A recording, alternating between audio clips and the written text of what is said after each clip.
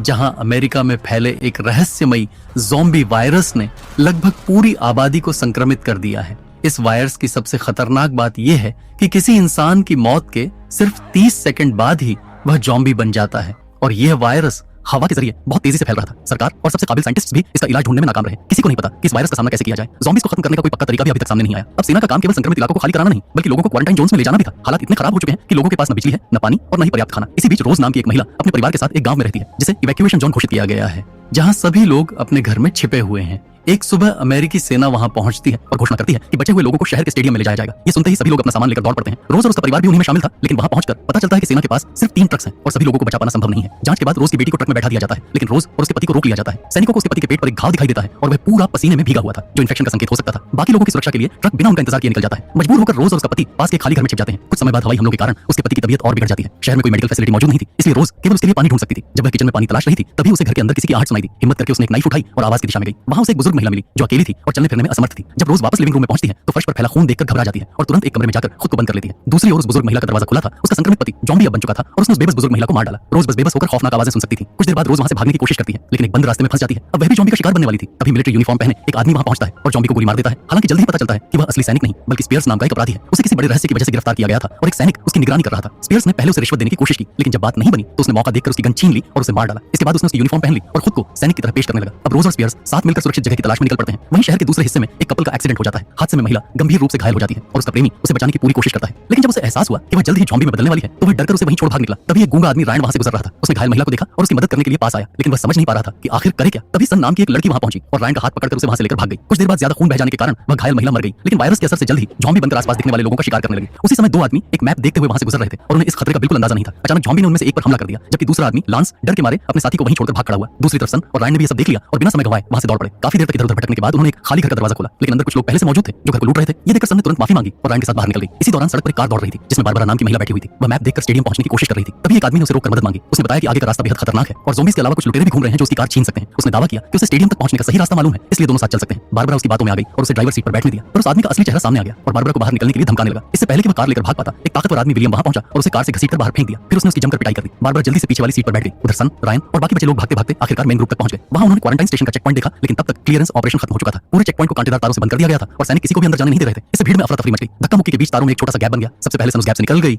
और उसके बाद बाकी लोग भी सैनिकों को धक्का देकर दूसरी तरफ भाग निकले। उसी समय विलियम ने देखा कि काफी सारे लोग तेजी से उनकी तरफ बढ़ रहा है। उसने तुरंत कार का दरवाजा बंद किया और वहां से निकल पड़ा। कार में बैठी सन ने गौर किया कि विलियम के हाथ में खून लगा हुआ है। उसकी नजर